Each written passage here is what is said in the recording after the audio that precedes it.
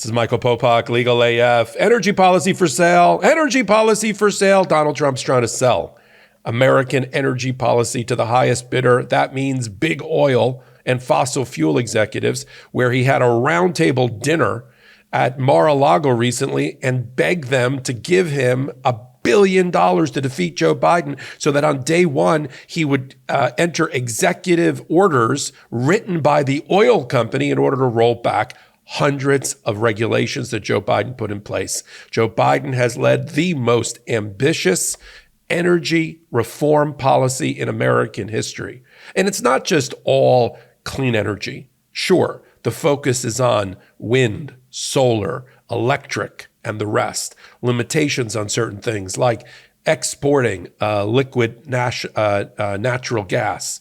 But Joe Biden also has approved, let's be frank, to balance it out, a number of fossil fuel projects. At least 3 or 4 giant oil projects have also been approved on Joe Biden's watch because he's a moderate, because he's doing the right thing, because he's balancing U.S. industry with clean energy policy in the right way. And as a result, we're producing more oil in this country than ever before. We're exporting more liquefied natural gas than ever before under the Joe Biden administration. But that's not enough for oil executives led by Harold Hamm, who basically writes Donald Trump's energy policy. He is the chairman of Continental Petroleum, which runs basically all of the oil production in Oklahoma and South Dakota. He's in the room. You know who else was in the room for this dinner? And I'll give you the list of some of the attendees. Doug Burgum. Keep an eye on Doug Burgum. He's the current governor of North Dakota, and he looks like he's being trotted out by Donald Trump as a potential vice presidential running mate. He's the one that they flew into Wildwood, New Jersey for this ridiculous rally recently. So it looks like, they're dating. Let's put it that way. And Burgum has also led and been the point person for Donald Trump's environmental policy. Susie Wiles, that shady fundraiser, political action committee person for Donald Trump, she was in the room. When the attendees showed up from Chesapeake Energy, from Exxon, from EQT Corporation, from the American Petroleum Institute, the biggest lobbyist firm, they are the NRA of fossil fuel. They're all in the room. When they got to Mar-a-Lago for some sort of chopped steak dinner, by the way, is that the best you can do, chopped steak dinner? Salisbury steak for the oil executives, Donald. On their chair, this is reported by people that were actually attending the meeting, were PowerPoint presentations about the border and migrants. At one point, Donald Trump said at the meeting that he's got a thing for Ultimate Fighting Club, UFC and Dana White. And he said there should be two different divisions, one for illegal immigrants fighting UFC and one for real Americans. I mean, that's how cuckoo crazy for Cocoa Puffs Donald Trump has become. It's not just the clips from the rally that we like to run on the MeidasTouch network. He says these things behind closed doors. You know what else he said behind closed doors? Things like he's got to eliminate wind energy because the wind turbines are driving, quote, the whales crazy. Sounds like Donald Trump has spent a lot of time hanging out at wind turbines, if you know what I mean.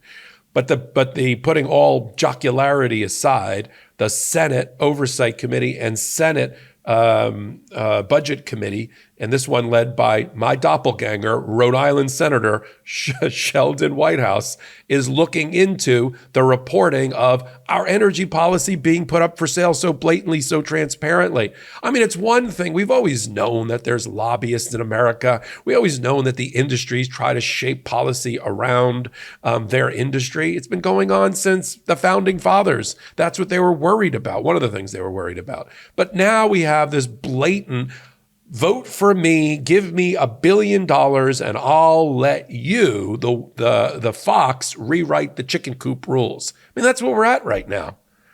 The big oil has already, according to reporting, written all of the executive orders that they want Donald Trump to sign on day one. Remember when he was interviewed by Hannity? They said, are you going to be a dictator? Are you going to be Are you going to commit retribution against your enemies? He goes, no, not after day one. That's what Donald Trump said. Day one, he's going to sign hundreds of proclamations and, more importantly, executive orders rolling back Joe Biden's regulations as if they never existed. Apparently, he's also promised big oil during this $1 billion auction where Donald Trump is up for sale. I mean, Donald Trump is literally up for sale. right? You want to own a piece of Donald Trump? You want a piece of him? You can buy it on DJT, the stock ticker for his technology company.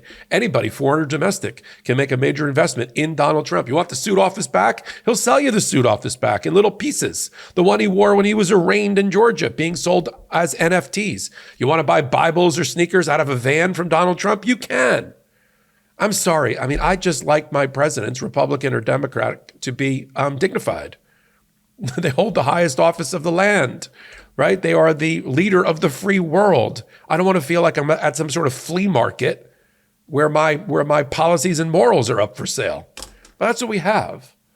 When I first kind of rubbed my eyes when I read about the $1 billion sale going on, the garage sale at Mar-a-Lago of our oil policy, of our fossil fuel policy, of our clean energy policy, and the people in the room, and Susie Wiles and the possible vice presidential pick, and Donald Trump railing about the ultimate fighting club and talking about the border.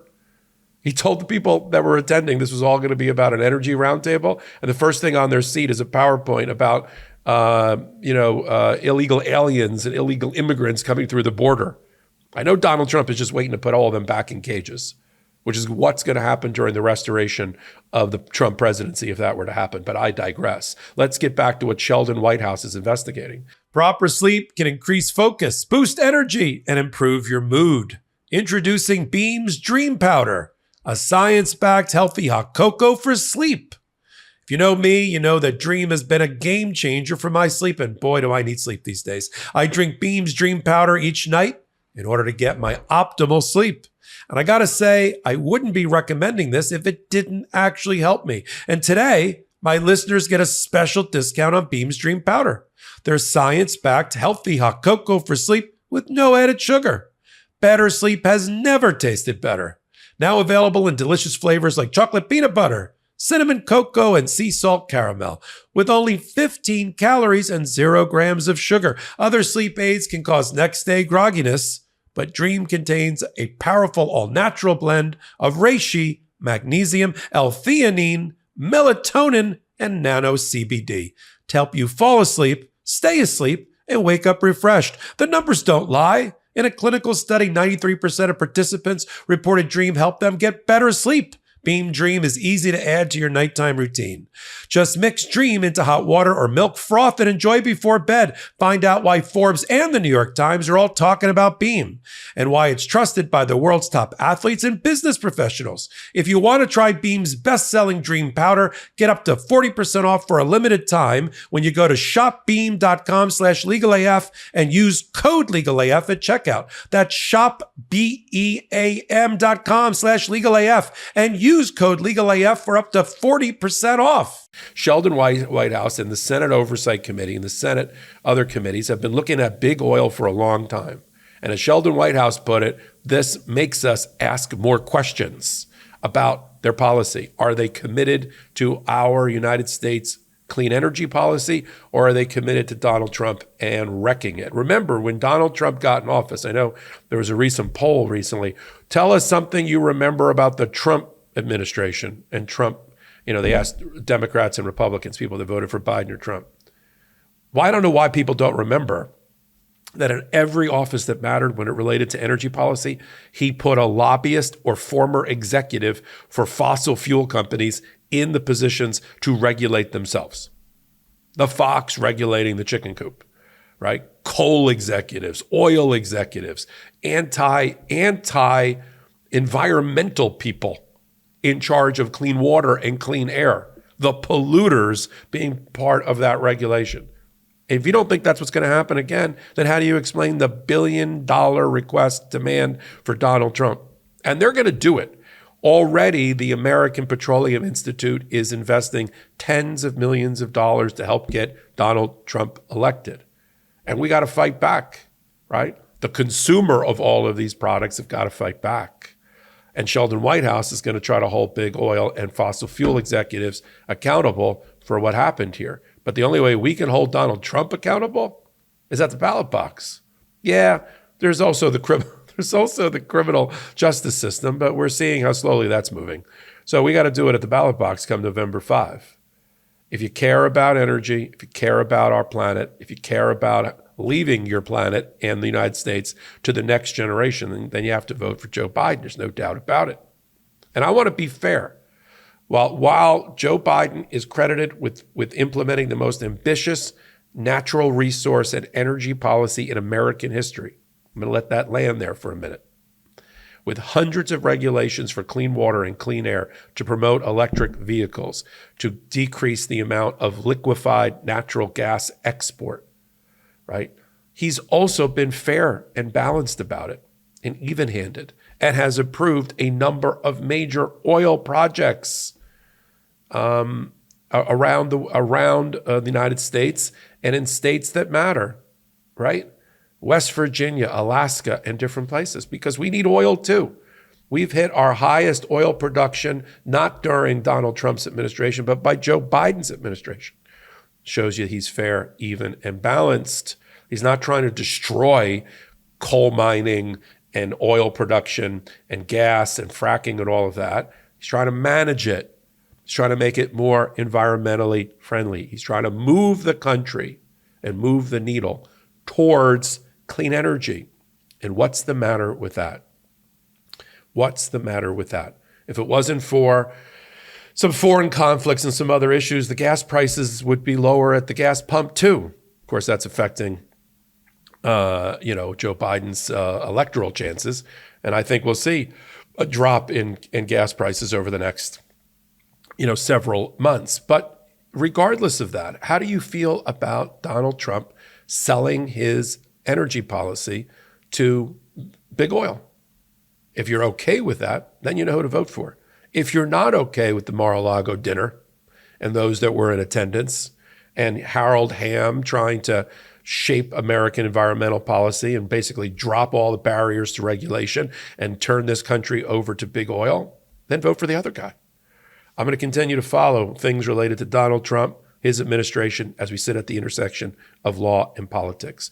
I do it one place, exclusively here on the MeidasTouch Network. Help them get to 3 million free subscribers before Election Day. This is the network that you're building, and we're building together with our bare hands right here. And then we have a podcast we like to call Legal AF, the podcast. It's every Wednesday and Saturday at 8 p.m. Eastern time right here on this YouTube channel. Join us. You'll find out why we call it Legal AF. After this report, you can kind of start to figure it out. Wednesdays, I do the show with Karen Friedman at Knifilo. Saturdays, I do it with Ben Mycelis, my co-founder. And then we do hot takes like this one about every hour at that same intersection of law and politics. So until my next hot take, until my next Legal AF, this is Michael Popok reporting. Heary, heary, Legal AF Law Breakdown is now in session. Go beyond the headlines and get a deep dive into the important legal concepts you need to know, and we discuss every day on Legal AF. Exclusive content you won't find anywhere else, all for the price of a couple of cups of coffee. Join us at patreon.com/legalaf. That's patreon.com/legalaf.